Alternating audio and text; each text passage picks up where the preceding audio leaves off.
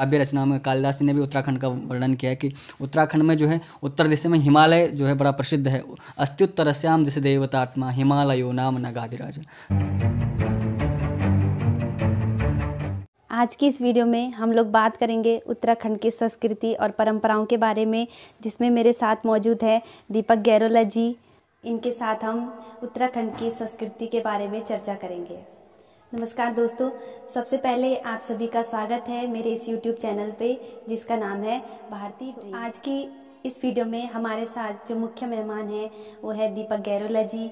और सबसे पहले आपका बहुत बहुत स्वागत है हमारे इस चैनल। सबसे पहले मैं आपको दीपक जी के बारे में बता दूं कि ये उत्तराखंड के संस्कृत विश्वविद्यालय हरिद्वार में आचार्य द्वितीय वर्ष में अध्ययनरत हैं और पढ़ाई के साथ साथ ये लेखन के क्षेत्र में भी रुचि रखते हैं। दीपक जी, सबसे पहले आपका बहुत बहुत स्वागत है हमारे इस चैनल पे। बहुत बहुत। तो आज की इस वीडियो को शुरू करने से पहले थोड़ा हम लोग आपके बारे में जानना चाहेंगे। आपका नाम, जैसे आपका कि आपने सभी को बता ही दिया है कि मेरा नाम दीपक गैरोला है। और मैं इससे पूर्व पहले मैं बताना चाहूँगा कि मैंने जो प्रारंभिक शिक्षा की है वो गांव में ही की है। उसके बाद मैंने कक्षा 6 से उत्तरकाशी श्री विश्वनाथ संस्कृत महाविद्यालय में अध्ययनरत रहा मैं, क्योंकि मेरा जो बैकग्राउंड है वो संस्कृत से है। हमारे जो पूर्वज हैं वो जो है लोक संस्कृति को मान्यता देते हैं या कर्मकांड के विषय में से जुड़े हुए हैं। उसके बाद मैंने वहाँ तक 11वीं तक वहाँ पढ़ा, जिसको हम संस्कृत में उत्तर मध्यमा प्रथम वर्ष कहते हैं। और उत्तर मध्यमा द्वितीय वर्ष मैंने 12वीं में देहरादून में एडमिशन लिया, देहरादून में प्रवेश लिया। और 12वीं और शास्त्री मैंने देहरादून से किया और आचार्य प्रथम वर्ष। उसके बाद से मैं हरिद्वार उत्तराखंड संस्कृत विश्वविद्यालय हरिद्वार में अध्ययनरत हूँ। मैंने वहाँ से शिक्षा शास्त्री यानी कि बीएड में अभी उत्तीर्ण किया बीएड को, और आज इस समय मैं जो है आचार्य द्वितीय वर्ष में अध्ययनरत हूँ। बहुत बढ़िया। तो दोस्तों, मैंने पहले भी आपको बता दिया है कि आज की इस वीडियो में हम उत्तराखंड की लोक संस्कृति और परंपराओं के बारे में बात करेंगे। तो आइए बात करते हैं दीपक जी से उत्तराखंड के बारे में। मैं आपसे उत्तराखंड के बारे में आपके विचार जानना चाहूँगी कि आपके क्या विचार हैं उत्तराखंड के बारे में। उत्तराखंड अपने आप में एक अद्भुत राज्य है। जैसा हम देखते हैं कि उत्तराखंड का अर्थ ही, नाम ही अर्थ बता देता है कि उत्तर का खंड, यानी कि भारत के जो उत्तर दिशा में जो खंड है वो उत्तराखंड है। भारत का जो उत्तर दिशा का टुकड़ा उत्तराखंड। तो उत्तराखंड की भूमि जो है वो देवभूमि कहा जाता है। यहाँ पर देवताओं का निवास, देवताओं के जितने भी हमारे धार्मिक ग्रंथ हैं, जितने भी हमारे पुराण हैं, वेद हैं, उपनिषद हैं, उसमें सब में उत्तराखंड का वर्णन मिलता है किसी न किसी रूप में, है ना। और उत्तराखंड में कालिदास जी ने बड़ा सुंदर कहा था कि अपने काव्य रचना में कालिदास जी ने भी उत्तराखंड का वर्णन किया है कि उत्तराखंड में जो है उत्तर दिशा में हिमालय जो है बड़ा प्रसिद्ध है। अस्त्युत्तरस्याम दिश देवतात्मा हिमालयो नाम नगाधिराज। तो हमारे उत्तर दिशा में कौन है? हिमालय पर्वत है। तो आप देखते हैं जैसे हम गांव की तरफ जाते हैं तो ऊंची ऊंची बर्फीले पहाड़, डांडी कांठी, वहाँ जो है चकुला चूचाट कननी, उत्तराखंड में ये जो प्रमुख है।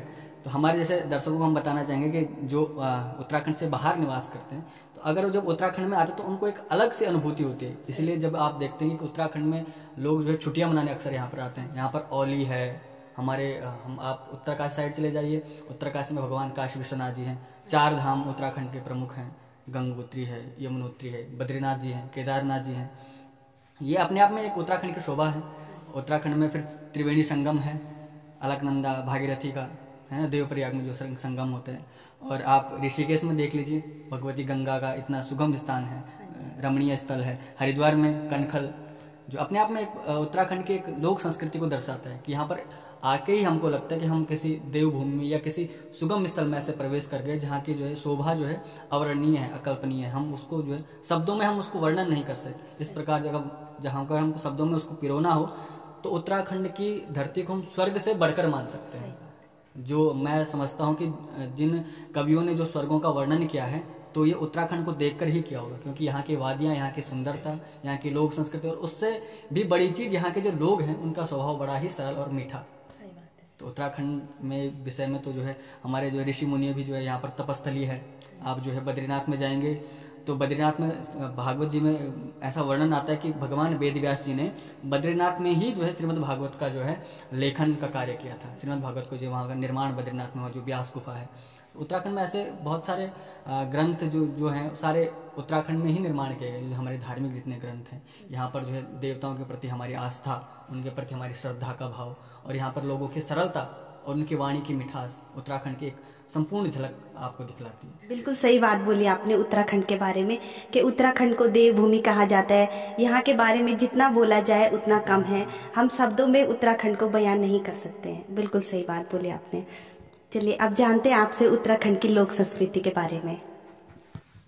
उत्तराखंड की लोक संस्कृति एक ऐसा विषय है कि जिसको हम देखें तो हमारे जो जैसे पुराणों में कहते हैं ना कि वसुधैव कुटुंबकम, ये मेरा पूरी पृथ्वी क्या है, मेरा एक परिवार है। तो ये झलक हमको उत्तराखंड में देखने को मिलती है। क्योंकि आप किसी भी घर में जाइए तो वहाँ पर अगर आप अनजान भी हैं तो लोग उसको आएंगे, उसका आदर करेंगे, सम्मान करेंगे, उसको चाय पानी खाना पीना रहने के लिए तक पूछते हैं। अगर आप कहीं विदेशों में जाइए या किसी नगर में चले जाइए तो किसी को किसी से मतलब नहीं होता है। अगर आप कोई अनजान बन के जाए तो लोग उसको घर में घुसने तक की जगह नहीं देते। लेकिन उत्तराखंड में ये बिल्कुल अलग है। अगर आप उत्तराखंड में आते हैं तो लोग इतने यहाँ के इतने सरल होते हैं कि वो आपको बिना कुछ आपका परिचय जाने ही आपको सबसे पहले चाय पानी का आपको पूछेंगे, उसके बाद आपको रहने सहने के लिए देंगे। और जो वसुधैव कुटुंबकम की भावना है ये हमारे उत्तराखंड में देखने को मिलती है। और यहाँ की लोक संस्कृति, एकता की भावना, यहाँ के परिवार सब एकजुट हैं। ये नहीं कि भाई भाई का यहाँ पर प्रेम देखिए, और जगह देखते हैं आपकी विवाह के बाद जो है भाई भाई से अलग हो जाता है, लेकिन यहाँ पर क्या, यहाँ परिवार में एकजुटता है। ठीक है। और उत्तराखंड में जैसे विभिन्न त्योहारों पर विभिन्न मेलाएं लगते हैं। अभी आप हाल ही में देखेंगे कि तो हरिद्वार में कुंभ का आयोजन होने वाला है।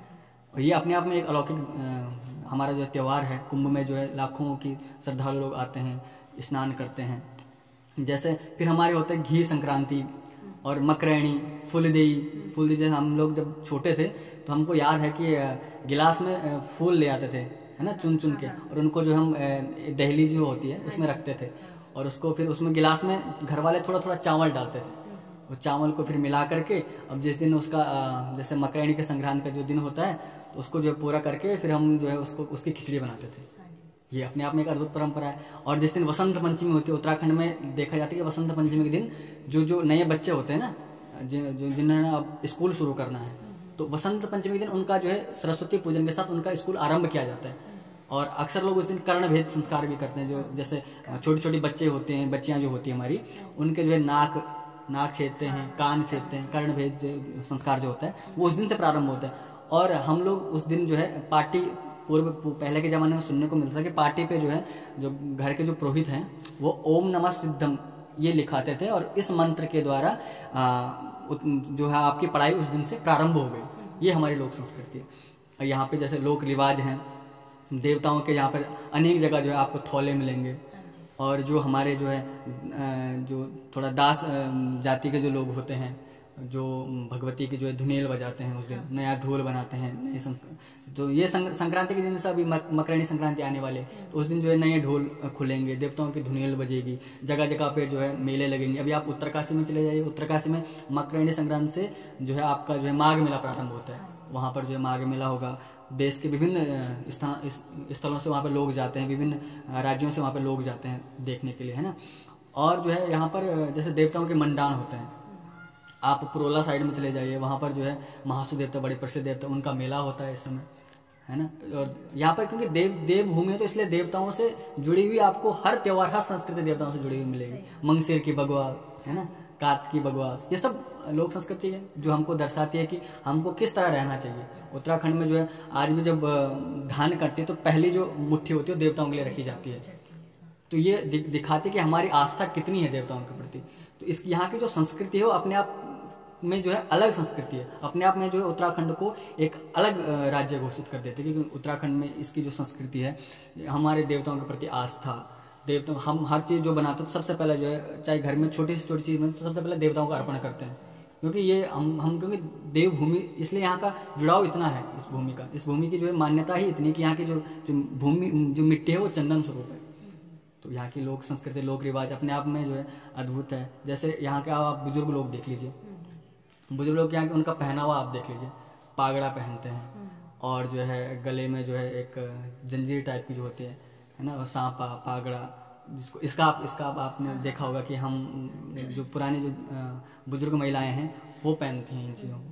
तो ये संस्कृति की धरोहर है जो आज प्रायतः लुप्त के कगार में आ गए हैं, लेकिन आप और हम अगर प्रयास करें इन चीज़ों को हम जैसे उजागर करने का, तो हम इस चीज़ को बचा सकते हैं। लोग जो हैं आज क्योंकि विदेशी वस्त्रों की तरफ ज़्यादा भाग रहे हैं, इसलिए इस चीज़ के लिए हमारी जो संस्कृति है वो पीछे छूटे जा रही है। तो इस विषय में तो बहुत कुछ कहा जा सकता है वैसे, क्योंकि जितना हम कहें उतना ही कम लगता है। बिल्कुल सही बात बताई आपने कि लोक संस्कृति यहाँ की बिल्कुल अद्भुत है। तो दीपक जी, हमने आपके बारे में सुना है कि आपको लेखन का भी शौक रहा है, आप लेखन में भी रुचि रखते हैं, तो क्या आपने उत्तराखंड के बारे में भी कुछ लिखा है? हाँ, मैंने लिखने का प्रयास तो जरूर किया था, जो मैं आपके सामने अभी प्रस्तुत करता हूँ। वही उत्तराखंड की थोड़ा लोक संस्कृति के बारे में लिखा था, कि जिसमें उत्तराखंड में क्या क्या चीज़ हैं, क्या क्या हैं उत्तराखंड के विषय की संस्कृति के बारे में मैंने कुछ लिखा था। 2 शब्द मैं आपको सुनाना चाहूँगा। तो ये है कि उत्तराखंड की लोक संस्कृति एवं परंपरा, मैंने कुछ पंक्तियाँ लिखी है, तो मैं इसको स्वरबद्ध करना चाहूँगा। कि कहते हैं कि देवभूमि उत्तराखंड स्वर्ग से प्यारू, रौत्यलू मुलुक और सजलू पहाड़। देवभूमि उत्तराखंड स्वर्ग से प्यारू, रौत्यलू मुलुक और सजलू पहाड़। गंगा यमुना यख बदरी केदार छिन, गंगा यमुना यख बदरी केदार छिन। हिमकु हिमालय और नंदा कु धाम छिन, हिमकु हिमालय और नंदा कु धाम छिन। देवतों को मंडाण देवतों को सारो, देवतों को मंडाण देवतों को सारो। देवभूमि उत्तराखंड स्वर्ग से प्यारू। वीर भड़ु की भूमि नारी किसान छिन। उत्तराखंड की आप देखते हैं कि नारियां जो है किसान के रूप में होती हैं। आज आप जितनी भी देखेंगे माताएं जो लगी रहती हैं 12 मास काम करने पे ना, तो वो उसके बारे में लिखा कि यहाँ पर। और जो वीर भड़ हैं, जैसे आपका जो है सरुली में जो है वीर भड़ है, माधो सिंह भंडारी जो हैं, ये सारे जो उत्तराखंड के जो क्रांतिकारी लोग हुए उनके बारे में लिखा है कि वीर भड़ु की भूमि नारी किसान छिन। तीलू रोतेली यख रामी भौराणी छिन। माधो सिंह भंडारी गढ़ का इतिहास छिन, माधो सिंह भंडारी गढ़ का इतिहास छिन। उत्तराखंड का बाना कुर्बानी जौन दिनी, उत्तराखंड का बाना कुर्बानी जौन दिनी। वीरों की धरती तय नमन हमारो, वीरों की धरती तय नमन हमारो। देवभूमि उत्तराखंड स्वर्ग से प्यारू। अब हम बताते कि उत्तराखंड में त्योहार कौन कौन से होते हैं, यहाँ पर कौन कौन से त्योहार मनाए जाते हैं। तो उसमें कुछ लिखा है कि फुल देई मकरैणी घंजा घी की संक्रांति तांदी, फुल देई मकरैणी घंजा घी की संक्रांति तांदी। और उत्तराखंड का रिवाज है कि इन त्योहारों पर हमारी जो दीदी बुली है वो मैत आती है अपना, है ना, जो सास रहते हैं मायके आती है। तो फिर लिखा है कि दीदी बुली तब मैत आंदी नथुली बुलाक लांदी, दीदी बुली तब मैत आंदी नथुली बुलाक लांदी। माल्टा और बुरांस की खटई सब तय खिलांदी, माल्टा और बुरांस की खटई सब तय खिलांदी। एणसा पकोड़ा लेक सैसरा अपड़ा जांदी, एणसा पकोड़ा लेक सैसरा अपड़ा जांदी। यनु प्यारू रीत्यालु मुल्क हमारू, यनु प्यारू रीत्यालु मुल्क हमारू। देवभूमि उत्तराखंड स्वर्ग से प्यारू। अंतिम 4 लाइन है कि धन वो इस संस्कृति अरे लोक रिवाज तई, धन वो इस संस्कृति अरे लोक रिवाज तई। जय देखणक तई देवता भीतर से गई, जय देखणक तई देवता भीतर से गई। देवतों की धुनील अर्थोला दिख्यांदा, देवतों की धुनील अर्थोला दिख्यांदा। भड़का पवाड़ा दास गीत लगांदा, भड़का पवाड़ा दास गीत लगांदा। यखी बार बार हो जन्म हमारो, यखी बार बार हो जन्म हमारो। देवभूमि उत्तराखंड स्वर्ग से प्यारो, देवभूमि उत्तराखंड स्वर्ग से प्यारो। बहुत अच्छा जो आपने ये रचना की है बहुत बढ़िया है। उत्तराखंड के बारे में इस कविता के माध्यम से आपने सब कुछ बयान कर दिया। इस कविता में आपने सब कुछ बता दिया कि उत्तराखंड में क्या क्या त्योहार मनाए जाते हैं और यहाँ की संस्कृति क्या है, यहाँ जो पहाड़ हैं वो कितने खूबसूरत है, यहाँ की वादियों के बारे में बहुत अच्छा। और मैं अपने दर्शकों को बता दूं कि ये इनके द्वारा लिखी गई स्वरचित रचना है जो कि इन्होंने खुद से लिखी है। तो दीपक जी बहुत अच्छा लगा हमें आपकी ये स्वरचित कविता सुन के। आपने इस कविता के माध्यम से उत्तराखंड के बारे में बहुत कुछ बताया है।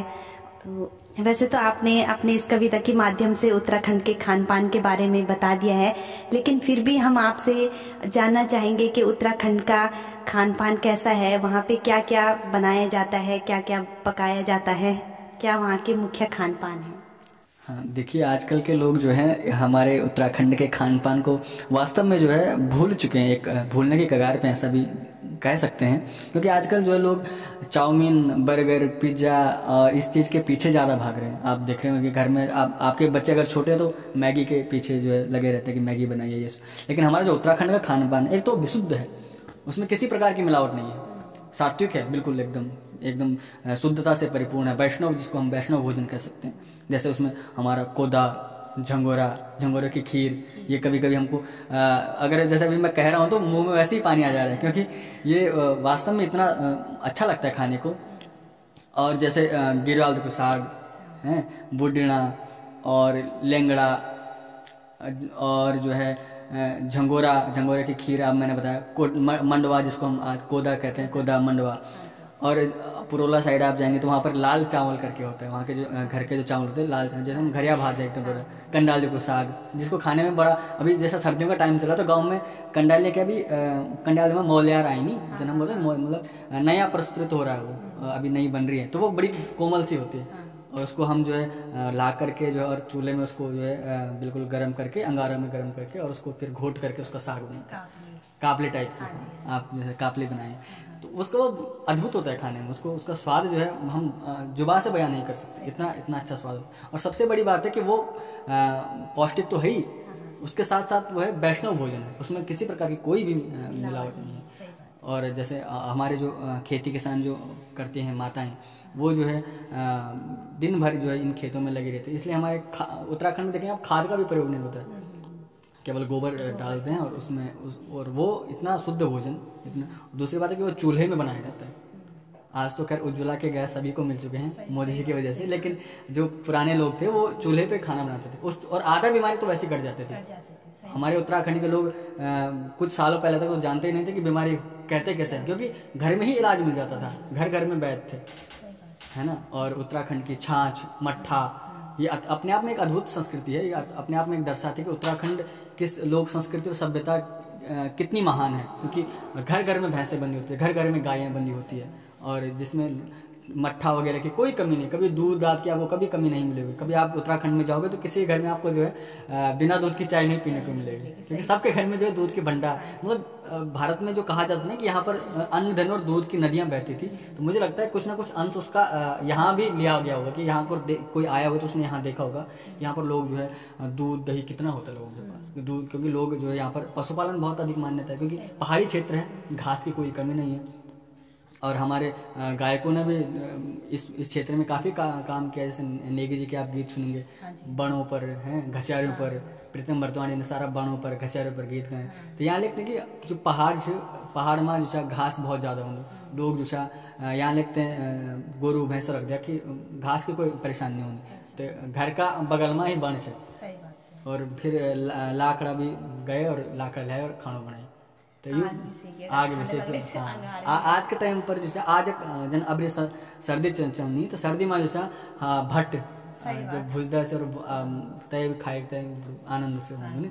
लोक संस्कृति अपने आप में एक अद्भुत है। और जन खान पान भी विशुद्ध खान पान, कोई तमाम मिलावट नहीं, कोई कुछ नहीं। और ये खान पान तो मैं शायद दुनिया का कई भी कोना में नहीं मिल सकता आपको जो उत्तराखंड खान पान से।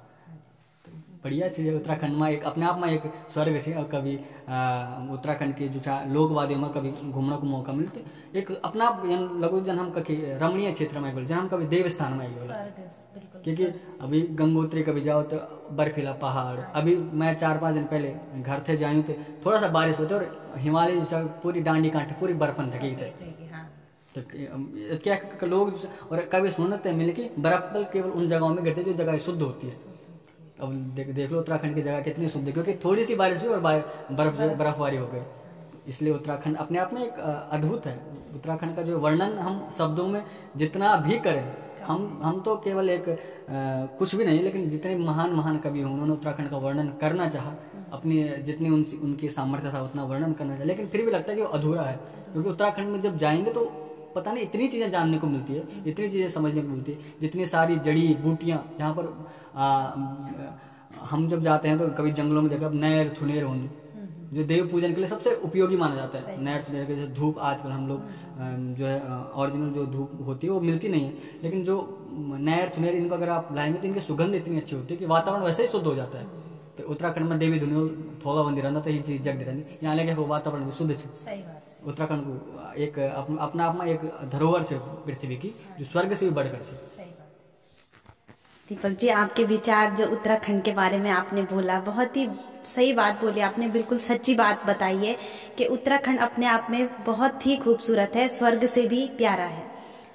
तो दीपक जी, आगे हम बात करते हैं उत्तराखंड के रहन सहन के बारे में कि यहाँ पे किस तरीके का रहन सहन होता है। उत्तराखंड का रहन सहन भी अपने आप में एक अलग चीज़ को दर्शाता है। यहाँ पर जैसे आप कभी उत्तराखंड में जाओ, अब तो खैर पाश्चात्य संस्कृति को देख करके लोगों ने जो है अपना रहना सहना बदलना शुरू कर दिया है।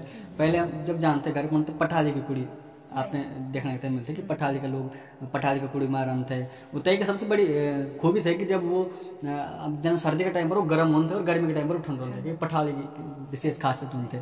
आज तो सब जगह सीमेंट का ही बनी गई, लेकिन और यहाँ का लोग जो पठाली की कुड़ी तो इस पराल है ना, तो इस पराल डालता है जो गर्मी को एहसास करो थे सर्दी में, और गर्मी में सर्दी को एहसास करो थे। और जो अपन लोग जो अधिकतर जो पहाड़ी क्षेत्र में जन पहाड़ का किनारा रहने से पहाड़ का फिर कई गोटा बनाए थे।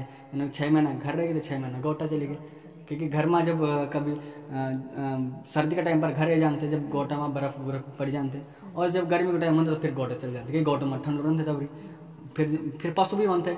तो पशु गोटा एक सुरक्षित स्थान थे कि भाई चला घास पात जो पशु पक्षी चरी लेते गोटा, और फिर तकी आध आवास 6 महीने आवास घर और 6 महीने आवास गोटा बनते इंसान को। तो उत्तराखंड को रहन सहन में यही था कि लोग बड़ा सरल तरीके से रहने यानी कि अपड़ो पर आए यानी समझ नहीं सब अपड़ापन लोग अब कहीं भी चल जाओ तुम तीन लोगों की मेरा अपड़ो है। अगर गढ़वाली अगर कहीं मिलदू बिछो भैर फोन तो यहाँ लगो कि अपड़ो मन की हमारे के प्रेम भावना है उत्तराखंड में। उत्तराखंड में यानी कि लोग भाईचारा को बड़ो मान्यता है जगह।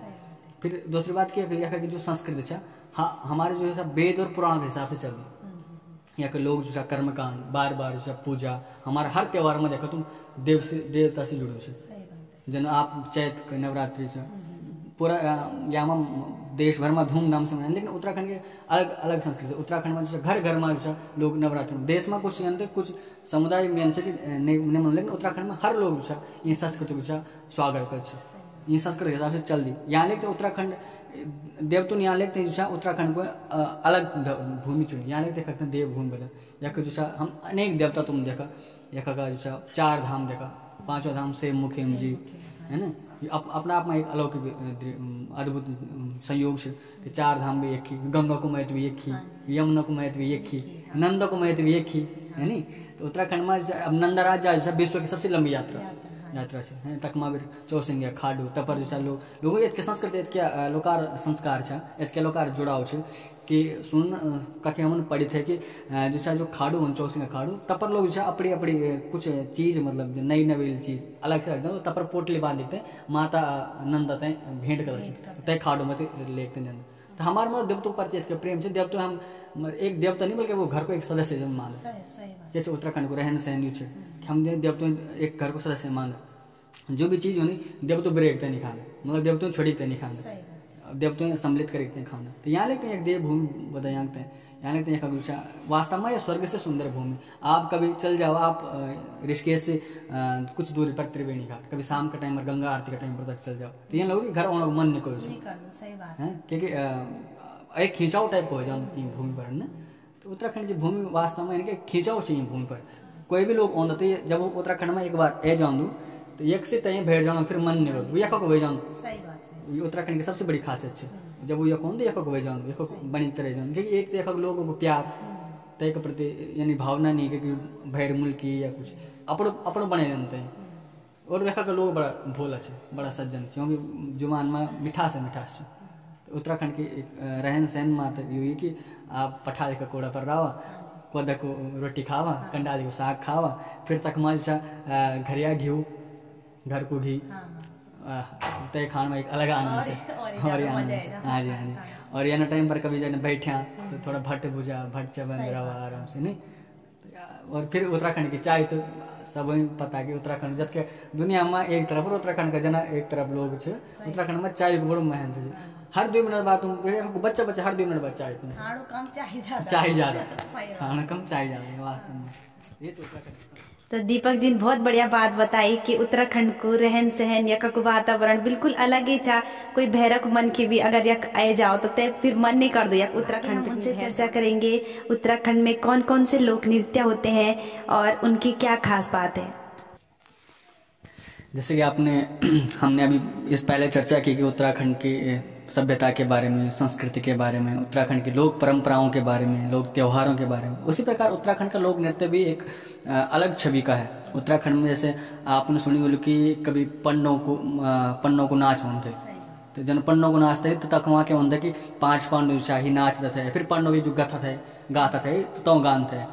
और फिर भड़ू का पवाड़ा जन थोड़ा बनता है। अब जना चैत का महीना हो तो तकमा जो पहले बेड़ा बेड़ी होते तो ही आंदा था यही गाथा सुनाते जो दास संप्रदाय का जो लोग होंदा ही जो पन्नों की गाथा सुनाते हैं। जन माधो सिंह का जागर है ना, तीलू रोते की गाथा, रामी भोरानी का गीत यूँ सुनाते ताकि लोग यूँ के बारे में जान सको, उत्तराखंड के इतिहास के बारे में जान सको। जन यहाँ का लोक नृत्य छे तो पन्नों को लोक नृत्य, देवताओं को मंडान छे, हंत्या का जागर अभी जना मकरैन लग दी या एक बाद वसंत ऋतु होने वसंत ऋतु में हंत्या का जागर लग दी। जना हमारे उत्तराखंड में मान्यता है कि जो अल्प आयु में मर्दू तो वो भगवान का रूप में हंत्या का रूप में प्रकट होने। उत्तराखंड में देवताओं को एक बड़ो हाथ चाहिए देवतों में कि देवतों में लोग अधिक बहुत ज़्यादा श्रद्धा रखता है उत्तराखंड में। तो यहाँ लेते हंत्या के रूप में तब जो दास संप्रदाय के लोग रहते ही तब हंत्या का जागर लाना, हंत्या का जागर देवताओं की धुनी ढोल पर नई पुली चढ़ाऊंदा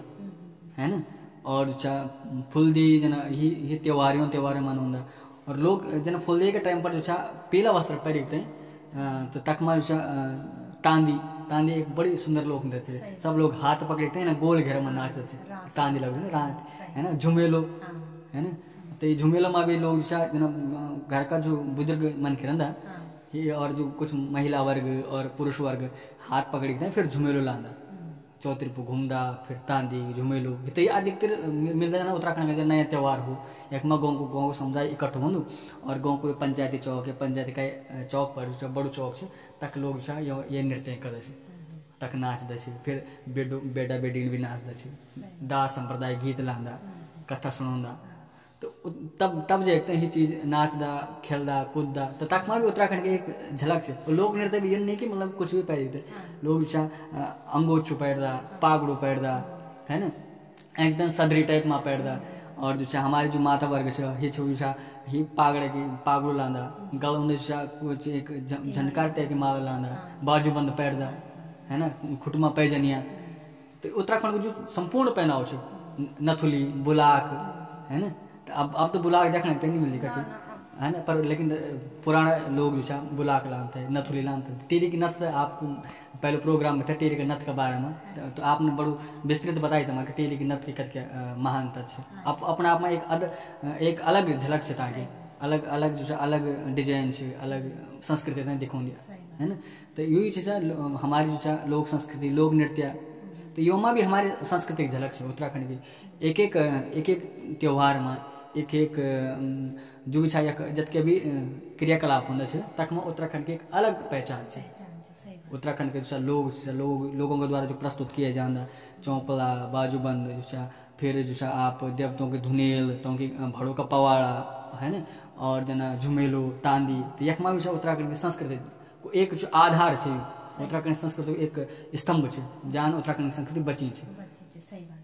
तो ये उत्तराखंड जी बहुत सुंदर बताएं आपन कि उत्तराखंड में यखा खान पान से लेके यखा का रहन सहन से लेके पहनावा से लेके लोक नृत्य से लेके सब चीज में उत्तराखंड की झलक सबूते देखना थे। दीपक जी जैसे हम लोग देखते हैं कभी भी कोई देव कार्य होता है या फिर कभी ऋषिकेश में त्रिवेणी घाट भी हम चले जाएं तो वहाँ पे जैसे देव डोलियाँ आती है या फिर गांव में किसी शहर में जब उत्तराखंड में माघ मेला होता है तो वहाँ पे विभिन्न स्थानों से अलग अलग देवताओं की डोलियाँ आती है, तो वो देव डोलियाँ जो है नृत्य करती है, तो आप उस बारे में कुछ बताना चाहोगे हमारी तरफ से? जैसे कि मैंने आपको बताया कि उत्तराखंड जो है देवभूमि है, क्योंकि यहाँ पर हर चीज़ जो है देवताओं से जुड़ी हुई है। यहाँ का जो है कोई भी संस्कृति ले लो, आप कुछ भी ले लो, ये क्या है देवताओं से जुड़ा हुआ है।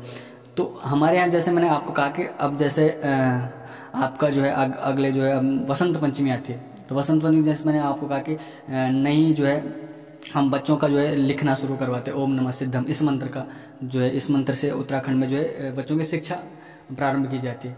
उसी दिन से जो है लोग जो है अब जैसे मकरणी संक्रांति आने वाली है, तो आप देखोगे मकरणी संक्रांति में हरिद्वार में जो है ऋषिकेश में जो अनेक और या गंगोत्री जितने भी हमारे तीर्थ स्थल है, जितने भी जो है देव स्थान है उनमें आएंगे, देव डोलियाँ आएगी तो उसमें जो है स्नान करेगी। तो देव डोलियों के अंदर होता है कि देव डोलियाँ जो अपने आप कंपन होता है उनमें, तो वो ये होता है कि उसमें देवता का जो है साक्षात्कार होता है, देवता का एक रूप उसमें जो है निवास होता है। और जो आप कभी कभी देखते हैं कि कुछ लोग इसको जो है अंधविश्वास भी मानते हैं, और कभी कभी आप कहीं ऐसे क्षेत्रों में चले जाए तो वहाँ पर जो है अगर ये अंधविश्वास है तो वहाँ पर अभी हमको देखने को मिलता है कि तलवार के ऊपर लोग चल रहे हैं जो है, और जो है गर्म चीज अंगारों पर चल रहे हैं, गर्म चीज़ों को जो है चाट रहे हैं, है ना, जैसे लोहे की जो चीज़ें जैसे तलवार, लोहे की तलवार को गर्म करके उसको चाट रहे हैं, तो तुम्हें कुछ नहीं होना। तो मतलब कि ये जो छा देवता निवास तक कदा ये बात पक्की है, क्योंकि उत्तराखंड में आप कहीं भी जगह चल जाओ, उत्तराखंड में हर जगह में आपने भगवान को मंदिर मिलो, हर जगह आप में जो भगवान को कुछ ना कुछ अंश जरूर मिलो उत्तराखंड में। और यानी भी कथा सुनना उनता कि जो नंदा देवी को जो बाकरू चौसिंगे खाडू तय खाना तय कम से कम 1 महीना पहले 10 दिन पहले भी बाघ हो, लेकिन तय खाई नहीं सकूँ। तो एक संस्कृति है, एक परंपरा है, और जो हम मानी थे आने लगे। और हमने कखी एने भी सुने कि एक अपने गाँव में एक मंदिर है तक जो काल रात के दिन जो तक देवी को बाघ हो, बाघ मंदिर में परिक्रमा कर दू। तो अगर यही चाहे या इत्तेफाक समझा या कुछ नहीं समझ, लेकिन देवता से कुछ न कहीं जुड़ी हमारे उत्तराखंड में। और जना यो माँ देवताओं में आह्वान करना उत्तराखंड में एक विशेष प्रकार का जो दास समुदाय होता इच्छा देवताओं की धुनेल लांदा, देवताओं की धुनेल मतलब देवताओं को आह्वान करता है, देवताओं में आह्वान देवताओं को बुलांदा फिर जागर लांदा, हंते का जागर लांदा। अगर कोई अल्प आयु मरी तो हंते का जागर लांदा। रथी देवता जो तो का जागर अलग लांदा, है ना। और देवता से तो ढोल और दमो यो में बजौंदा और तय वजह से जो देवता अवतरित भी होंदा। और अवतरित होना जो मन के भीतर से प्रवेश करते मन के अपना हिलने डुलने लग जाना, कुछ क्रियाकलाप कर दे। तय प्रकार से जो आपने पूछे कि देवडोली भीतर स्वतः ही देवता विराजमान है, क्योंकि तय की प्राण प्रतिष्ठा करता जो पंडित जी लोग हमारे कुल पुरोहित जी ये आउँदा प्राण प्रतिष्ठा कदा, नित्य नियम कदा, कर्मकांड कदा तय बाद क्योंकि स्थान पर जो तय को स्नान वगैरह जो कराउँदा जो हमारे जो शास्त्रों में जो वर्णित है, ये हमें पहले भी देखने थे मिले कि देवता लोग रहना हम लोगों की तथ्य दृष्टि जो हम तुम्हें देख सकूँ, लेकिन हम तुम्हें अनुभव कर सकते देवडोली के हिसाब से। अभी कभी सौभाग्य मिले थे एक बार डोली उठाने तो अपना आप जो झुकने थे लगे डोली, तो तब पता चलो कि हाँ वास्तव में शक्ति छंदी देवता पर ना। तो यो छ उत्तराखंड का देवडोली में यो है कि आप कभी जन कहीं उठाने जो मौका मिलो तब देखो कि अपना आप डोली से हिलदी है, अब डोली जी तरफ ले जाओ जाओ मन की तीन तरफ जाओ। तो यो सुनिकते यो देखिकते फिर विश्वास कि ना देवता भी छु ये उत्तराखंड के कण कण में देवता जो निवास कर। तो उत्तराखंड के विषय में देवता एक हर एक क्षेत्र में अलग अलग देवता है, हर एक क्षेत्र में अलग अलग प्रधान देवता है। कखी जो माँ नंदा राजेश्वरी, कखी जो नागराजा आपसे मुखे मजल तक नागराजा नागों की भूमि है ना, ओणेश्वर ठकलेश्वर, रुद्रेश्वर, ये सारा उत्तराखंड का विभिन्न क्षेत्र में, विभिन्न जगहों में, विभिन्न स्थानों में, चार धाम में सब जगह देवतों के निवास है। उत्तराखंड यहाँ लेकर जी, आपने उत्तराखंड के बारे में हमें बहुत कुछ जानकारी दी है और उसके साथ साथ आपने ये भी बताया है कि जो देवताओं की जो डोलियां होती है उसमें जो कंपन होता है वो स्वतः होता है। उत्तराखंड की लोक कथाएं बहुत ज़्यादा प्रचलित है, तो उनमें से कोई एक ऐसी कथा हो जो आपके दिमाग में अभी आ रही हो और आप हमारी ऑडियंस के साथ शेयर करना चाहें। आपने मुझसे पूछा कि उत्तराखंड में देवताओं के विषय में कुछ लोक कथा प्रचलित है, तो मेरे दिमाग में भी एक कथा आ रही है जो लोक श्रुति के आधार पर मैंने भी सुनी है। हमारे गढ़वाल में जो है जीतू बगडवाल करके एक देवता हैं, प्रसिद्ध देवता हैं, तो उनका जो है एक स्थान है उत्तरकाशी साइड। तो वहाँ पर उनके संदर्भ में कहा जाता है कि वो एक ना बांसुरी बड़ी अच्छी बजाते थे। तो जब कभी हमारे गढ़वाल में एक नियम छे कि भूली लेने भाई जान तो एक बहन छे तो लेने जो ही गया, तो वो बांसुरी बजाते बजाते जा रहे थे। तो बांसुरी बजा तो जंगल में तो बांसुरी बजाई तक बैठी, तो प्यास पूस लगी बोलते तो थोड़ा बैठी थे, पानी पुनी पीते तक बाद बांसुरी बजाना शुरू करी। तो तक जो आश्री चौंकते हम लोग परी बता आश्री तो कोई स्थान छा खैट पर्वत, आपने कभी समाचार के माध्यम से भी सुनी थी खैट पर्वत। तक के विषय में बताऊँ थे कि आश्री तक को निवास करते, तो ही रास्ता बेटे जान चले गया। जब तो बांसुरी बजाए थे तो बांसुरी के सुमधुर थे कि आश्री जो तो पर जो आकर्षित हुई, तो आश्री जो घिरिल थे, जही घिरिल थे तो आश्री बोलते कि अब तुम्हें जो हमारे जगह जाना पड़ो। तो ये बड़ा फिर तो को संदर्भ में बताऊँ कि अपना माँ का एक ही बेटा थे, एक जो भूले थे शादी हुई थे। तो उन बोले कि यानी कि मैं जो मेरे माँ में एक लड़का छे और जो मैं माई लड़के काम करने वाले थे। पर तो बोले कि ना साहब तुम्हें जाना ही पड़ो। तो बोले कि कोई बात नहीं, हमारे जो अभी रोपणी बाकी, जब हम रोपणी ले बोला तो तय के बाद जो रोपणी मतलब आप धान जब लगाते हैं घर में ना, रुपाई जिसको हम कहते हैं, तो तब उन्होंने कहा था कि जब वो जब समाप्त हो जाएगी उसके बाद मैं आपके साथ चल लूँगा। तो उन्होंने अपनी बहन को लेके आए, उनको जो विदा विदा किया, रुपाई लगाई। तो जब यानी बोलते हैं कि जब डोखरू लान थे लगे तो खेत जब जोत रहे थे, तो वो जब लास्ट बची थी, मतलब जो लास्ट हल्की जो सुई होती है वो लास्ट बची थी, एक ही लाइन बची थी लास्ट वाली। तो उस लाइन पे वो उनके साथ बैल हल वो समेत जो है तीनों चारों जने जो है पूरे पानी में उस खेत में ही समा गए। ऐसे उनके बारे में लोक श्रुति के आधार पर ऐसा कहा जाता है कि ये तय डोखरा पर ही चले गए थे। तय के बाद जो जब सब तय की माँ जी बड़ी दुखी हुए तो से ही सुपना माँ थे अपनी माँ जी का कि माँ आप जो रोए ना।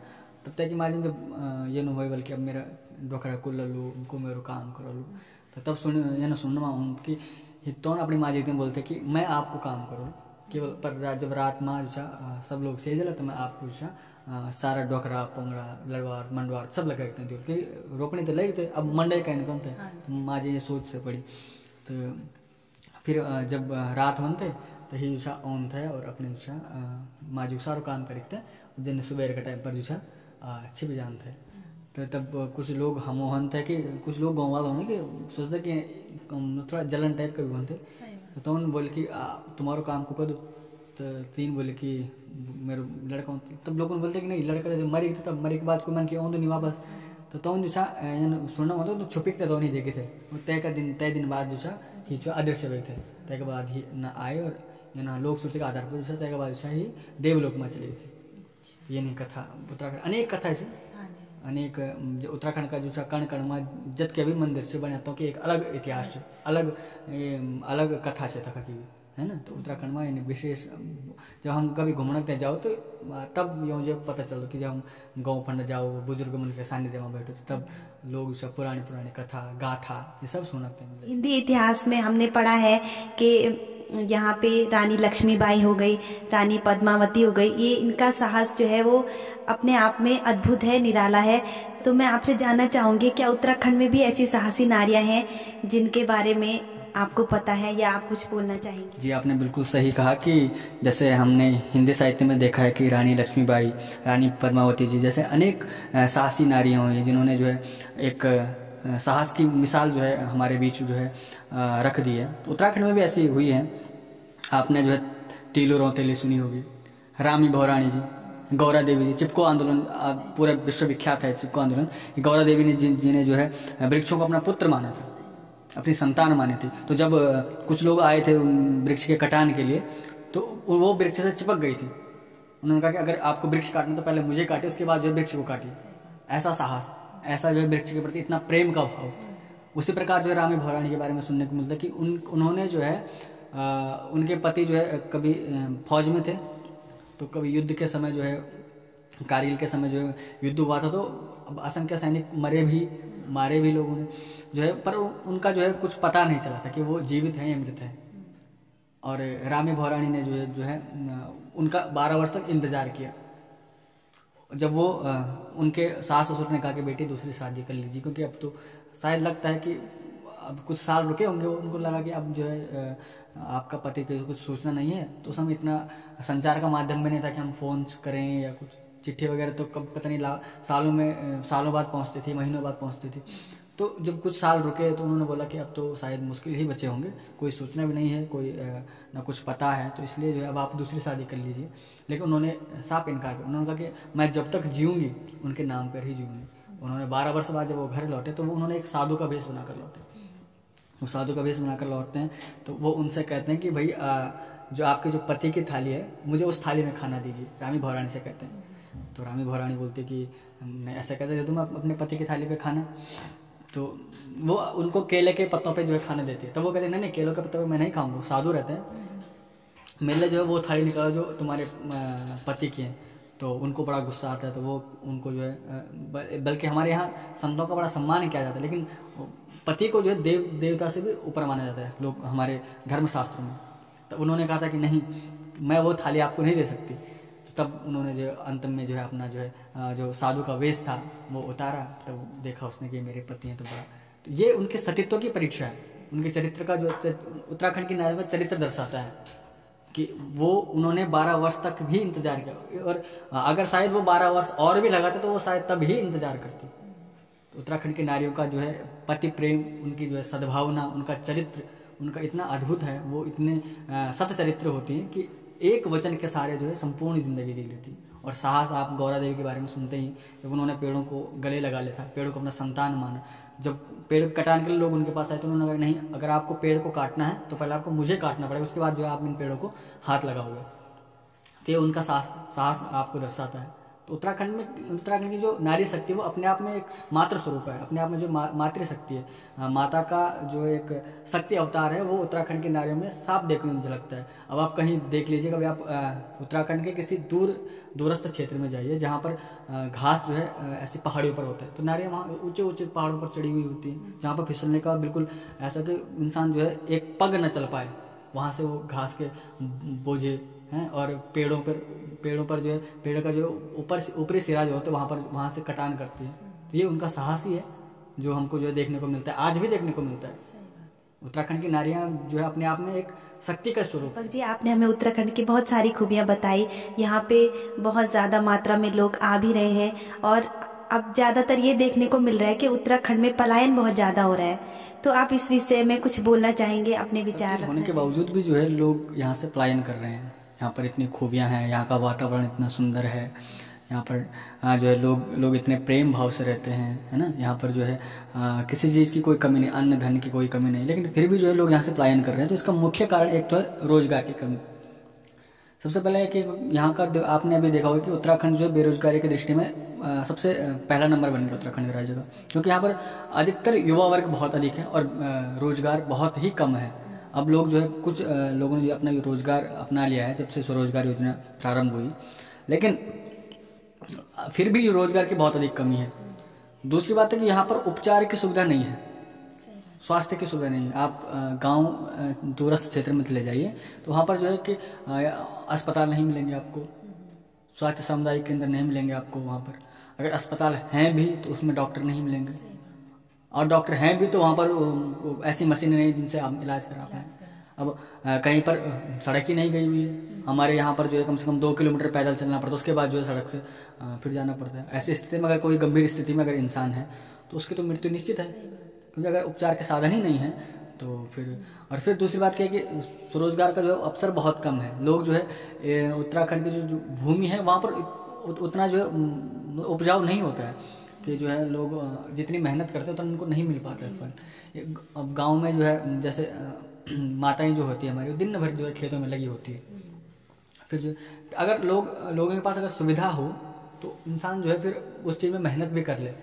हमारे यहाँ उत्तराखंड में आप देखते हैं अभी भी जो है लोग बैलों से हल लगाते हैं, है ना, ट्रैक्टर से नहीं, बैलों के माध्यम से ही हल लगाते हैं। सीढ़ीदार खेत है तो ट्रैक्टर तो जाता नहीं है। और फिर जो है अगर कोई खाद खुद ले जाना भी चाहे तो रोड वगैरह है नहीं, है ना, और इतनी फिर सुविधाएं नहीं है, तो फिर अपने आप जो है कि लोग फिर देखते हैं कि अगर हम इससे कोई अच्छे स्थान में चले जाएं तो इसलिए लोग वहाँ से जो पलायन की स्थिति में ज़्यादा कर रहे हैं। और क्योंकि रोज़गार ना होने के कारण फिर पैसा भी कम है। अगर हम उपजाते भी हैं, अगर मंडवा, धान, झंगोरा, इसको अगर हम पैदावार भी करते हैं उत्तराखंड के लोग, तो उसका जो है सरकार की तरफ से भी कोई ऐसा स्कीम नहीं कि उसको जो है खरीद लिया जाए, उसके लिए कोई मंडी हो, है ना। तो सरकार की तरफ अगर मैं सरकार का ध्यान इस चीज़ की ओर आकर्षित करना चाहूँगा कि अगर उत्तराखंड का पलायन रोकना है तो सबसे पहले आपको रोजगार की सुविधा देनी पड़ेगी। उत्तराखंड का जो युवा वर्ग है वो सारा मतलब अधिकांश युवा वर्ग जो है बेरोजगार बैठा हुआ है ना। अभी देख लीजिए आपकी कितनी सारी भर्तियाँ निकली, कुछ भर्तियाँ जो कुछ के परिणाम ही नहीं आए, कुछ परिणाम आए तो उसका जो है रिजल्ट ही घोषित नहीं हुआ, जो है मतलब किसी चीज़ में लड़के लगे नहीं। तो ये सबसे विकट समस्या है कि रोजगार की समस्या है। इंसान के पास अगर इंसान को सब सुविधाएं अगर घर पे मिल जाए तो वो फिर बाहर जाएगा ही क्यों। उत्तराखंड के जितने भी लोग हैं अधिकांश लोग देखते हैं आपके विदेशों में, होटलों में हैं, प्रायतः होटलों में हैं या उत्तराखंड से बाहर हैं। मैं समझता हूँ कि उत्तराखंड का 90% घर के जो सदस्य हैं उसमें मतलब घर के सदस्य में से 90% सदस्य घर से बाहर होते हैं। केवल घर में और गांव में केवल वही जो जिनके जो है बुजुर्ग माता पिता हैं जिनको शहर अच्छे नहीं, वरना और सब शहर की ओर है। गांव जो है खाली पड़े हुए हैं। गांव में लोगों के 2-2, 3-3 मंजिला मकान है, सब खाली पड़े हुए हैं और वो लोग उन 3 मंजिला मकान को छोड़ने के लिए तैयार है। और शहरों में जो है एक कमरे में रहने के लिए तैयार है। चाहे एक कमरा में रहो, चाहे उसमें जो है ना उनको कोई सुविधा हो, चाहे मतलब वो ठीक से रह ना पाए, फिर वो एक कमरे में रहने के लिए तैयार है। लेकिन गांव में जो है तुम्हारे जो है 10-10, 12-12 कमरों के मकान जो ऐसे छोड़ रखे हैं। इतना बड़ा बरामदा, इतना बड़ा चौक, है ना, खेती बाड़ी अपनी सब चीज़ है, लेकिन सबसे बड़ी समस्या है कि उसके पास जो है उपचार का कोई भी साधन नहीं है, कोई सुख सुविधा उसके पास नहीं है। तो ये पलायन का सबसे मेन कारण है कि उत्तराखंड में एक रोजगार की कमी, एक स्वास्थ्य संबंधी कमी, एक सड़कों का न होना, क्योंकि जो गाँव जो दूर दूर क्षेत्र उसमें सड़कें अभी भी आज भी जो है नहीं है। तो ये सबसे बड़ी विडंबना उत्तराखंड वालों की है कि वहाँ पर रोजगार। अच्छा आप देखिए टिहरी डैम बना, टिहरी डैम मुझे लगता है कि विश्व भर में जो है यहाँ से बिजली जाती है, मतलब भारत में तो है लेकिन भारत से बाहर भी यहाँ की बिजली जाती है, लेकिन उत्तराखंड वासियों के लिए अभी तक बिजली फ्री नहीं है। 2-4 रुपये कोई कमाता भी तो वो फिर इन चीज़ों में चले जाता है। सही बात, ठीक है। फिर अगर बचाएगा तो कहाँ से बचाएगा, जो है किराया जो इतना महंगा है, पहाड़ी क्षेत्रों में आपको पता है किराया ज़्यादा पड़ता है ना। और जो वहाँ पे अगर किसी की तबीयत ज़्यादा ही खराब हो गई तो उसको वहाँ से केवल देहरादून ही लाना पड़ेगा, अन्यथा कोई स्थान नहीं, उत्तराखंड वासियों के लिए कोई स्थान नहीं कि देहरादून। लोगों ने ऐसा बोले कि सब नेगी जी का गाना है ना कि होनी खाने देहरादून सब विधानी दे गए। बिल्कुल सही बात, बिल्कुल सत्य बात है उसमें, क्योंकि गाँव में तो कुछ बचा ही नहीं है, सब चीज़ जो है देहरादून में। और जो इस वजह से अगर गंभीर बीमार है और अगर उसको जो है उसके यहाँ सुविधा नहीं तो उसकी मृत्यु निश्चित है। ये सबसे बड़ी विडंबना है उत्तराखंड वासियों के लिए। तो इसलिए सरकार अगर कुछ प्रयास करना चाहे तो एक तो रोजगार के लिए और एक स्वास्थ्य केंद्र और एक सड़क निर्माण, अगर ये चीज़ उत्तराखंड में उपलब्ध हो पाए तो यहाँ का जो है पलायन रुक जाएगा। मैं तो कहूँ पूरा ही रुक जाएगा पलायन, क्योंकि अगर सब चीज़ मिल जाएगी सुविधा तो उत्तराखंड वाले जो है बाहर नहीं करेंगे। यहाँ पर देश दुनिया से लोग आते हैं पर्यटन के लिए, ठीक है, कुछ दिन रुक के फिर चले जाते हैं, लेकिन उत्तराखंड वासियों के लिए यहाँ पर खुद रोजगार नहीं है। ये सबसे बड़ी समस्या है।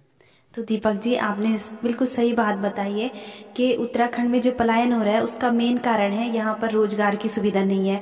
वो हमारे दर्शकों को उत्तराखंड की संस्कृति के बारे में अगर आप कुछ और संदेश देना चाहें तो हम जरूर सुनना चाहेंगे आपके मुंह से। उत्तराखंड की संस्कृति के बारे में सबसे बड़ा संदेश यही होगा कि हम लोग आज जो है गढ़वाली बहुत कम बोलते हैं। हम लोग, मैंने देखा कि कुछ लोग जो है गढ़वाली बोलने में शर्माते हैं, जिससे जो है गढ़वाली जो है बहुत कम लोगों को जान पाते हैं। तो सबसे बड़ी बात मैं यही कहूँगा कि जो है हमको अपनी भाषा को बोलने में शर्म नहीं होनी चाहिए या हिचक नहीं होनी चाहिए। कई लोग सोचते हैं अगर हम गढ़वाली में बात करें तो लोग हमको गंवार समझेंगे या ऐसा कुछ बोलेंगे, लेकिन ये नहीं, क्योंकि वो तो हमारी भाषा है, दूध भाषा है, मातृभाषा है। तो हमको गढ़वाली बोलना अति आवश्यक है। कहीं पर भी जाएं आप हर भाषा का ज्ञान रखें, लेकिन अपनी मातृभाषा पर पकड़ रखिए। आजकल के बच्चों को देख रहा हूँ, लोग जो है उनको अंग्रेजी सिखा रहे हैं, इंग्लिश सिखा रहे हैं, और जो उनको जो सीखनी चाहिए, जो अपनी मातृभाषा का, उसके बारे में उनको पता ही नहीं, बोलने तक नहीं आ रही। लोगों के बच्चों को समझ नहीं आ रही गढ़वाली। हमारे कुछ सदस्य मैंने ऐसे भी देखे हैं, या अपने ही परिवार में आप देख लीजिए, घर परिवेश में आप देख लीजिए, तो बच्चे जो बाहर रहते हैं उनको गढ़वाली नहीं आते समझ में। घर में भी आते हैं तो उनको समझाना पड़ता है कि माँ ये कहना चाह रही है, दादी ये कहना चाह रही है, पिताजी ये कहना चाह रहे हैं। तो सबसे बड़ी बात है कि हम अपने बच्चों को भी गढ़वाली सिखाएं। जैसे कभी वैकेशन होती है, बच्चों की जो छुट्टियां होती है, तो एक बार अपने पैतृक घर में जरूर जाएं, अपने गढ़वाल में जरूर जाएं, अपने बच्चों को बताएं कि भाई यहाँ पे ये चीज़ है, यहाँ पे इतने सारे इतिहास उत्तराखंड में छुपा हुआ है। माधो सिंह भंडारी के बारे में बताएं, तीलू रौतेली के बारे में, गौरा देवी के बारे में, उत्तराखंड के मंदिर के बारे में, जो है उत्तराखंड के तीर्थ स्थलों के बारे में, है ना, उत्तराखंड की जो लोक संस्कृति के बारे में, वहाँ की जो है रहन सहन के बारे में, खान पान के बारे में, है ना। उत्तराखंड में कितनी सारी इतिहास छुपा हुआ है। उत्तराखंड की धरोहर कितनी सुंदर है, उसको बताएं। और फिर जो है आपका जहाँ जिस गांव में आपने बचपन बिताया वहाँ बताएं। वहाँ पे जो है घराट, जिसको हम आजकल, तो आप तो चक्की का जमाना हो गया, लेकिन जब पहले लोग जो है आटा पीसते तो घराटा पीसते थे, तो उनको घराट दिखाएं कि ये आजकल की जो है ये ऐसा, हम पहले पुराने ज़माने में ऐसा आटा पीसते थे, है ना। उनको जो अरसे बताएं कि अरसे कैसे बनते हैं, है ना। उनको और त्योहारों की जानकारी दें कि फुलदेई ऐसे मनाते थे, घी संक्रांति ऐसे मनाते थे, घेंजा ऐसे बनाते हैं। तो ये सब चीज़ें सीखने वाली बात है। अगर हम घर इस मिट्टी से जुड़े रहेंगे तो ये इस गढ़वाल के बराबर संस्कृति आपको और जगह कहीं देखने को नहीं मिलेगी, क्योंकि गढ़वाल की संस्कृति अपने आप में एक अलग संस्कृति, एक अद्भुत संस्कृति। यहाँ पर हर संस्कृति का समावेश है। हमारे जो धर्म शास्त्रों का समावेश है, पुराणों का समावेश है। आपके जितने भी पुराण लिखे गए सब गढ़वाल की जगह जगह तीर्थस्थल में लिखे गए हैं, बद्रीनाथ जी में लिखे गए हैं ना। तो इसलिए जो है हमको गढ़वाल से जुड़ा रहना चाहिए। हम अगर देश के अगर किसी भी कोने में रहें, फिर भी जो अपने गढ़वाल से जुड़े हुए रहें। सबसे बड़ा संदेश मैं ये देना चाहूँगा कि अगर हम कहीं भी रहें, अपने गढ़वाल से जुड़े हुए रहें, अपनी मातृभाषा से जुड़े हुए रहें, अपनी मातृभाषा को जो है बोलते रहें, ताकि हमारे बच्चे भी जो अपनी भाषा को सुने, समझें और बोल सकें। ये सबसे बड़ा जी, आपने बहुत अच्छा संदेश दिया कि माता पिता अपने बच्चों से गढ़वाली में बात करेंगे तो बच्चे भी एक हद तक गढ़वाली सीखेंगे और वो भी जानेंगे कि हमारी गढ़वाली भाषा कितनी अच्छी है और बोलने में, सुनने में कितनी अच्छी लगती है। तो दोस्तों, आज की वीडियो दगड़ियों, आज की इस वीडियो में हम उन उत्तराखंड की लोक संस्कृति के बारे में बात करी, या की भाषा के बारे में बात करी। तो आप लोगों को ये वीडियो कन लगी, आप कृपया मैं ते कमेंट करी ते जरूर बताया। और अगर आप मेरा YouTube चैनल पर नया चाह तो ये चैनल ते सब्सक्राइब जरूर करिए। तो दोस्तों, आज की इस वीडियो को लाइक कीजिए, शेयर कीजिए, और अगर आपको वीडियो पसंद आई तो प्लीज़ कमेंट करके मुझे बताइए कि आपको आज की वीडियो कैसी लगी। और अगर आप उत्तराखंड के बारे में और भी जानकारी लेना चाहते हैं तो आप कमेंट सेक्शन में जाके मुझे कमेंट करके बता सकते हैं। और अगर आपको आज की वीडियो पसंद आई तो चैनल को सब्सक्राइब जरूर करिए और हमारे साथ इस चैनल में बने रहिए। तब तक के लिए हंसते रहिए, मुस्कुराते रहिए, अपना ख्याल रखिए। जय देवभूमि, जय। आज की इस चर्चा में आपने जाना कि हमने उत्तराखंड के बिंदुओं पे चर्चा की, जिसमें उत्तराखंड की लोक संस्कृति, सभ्यता, परंपरा, यहाँ का खान पान, रहन सहन के विषय में जितना हमको जानकारी थी उस विषय में हमने जाना। अगर आपको उत्तराखंड के विषय में अगर आपके मन में कोई भी विचार हो या प्रश्न हो, आप कमेंट बॉक्स में आप अपना प्रश्न पूछ सकते हैं। और आपको यह वीडियो कैसे लगी आप हमको बता सकते हैं। और कृपया इस चैनल को लाइक करें, सब्सक्राइब करें और इस वीडियो को शेयर ज़रूर करें।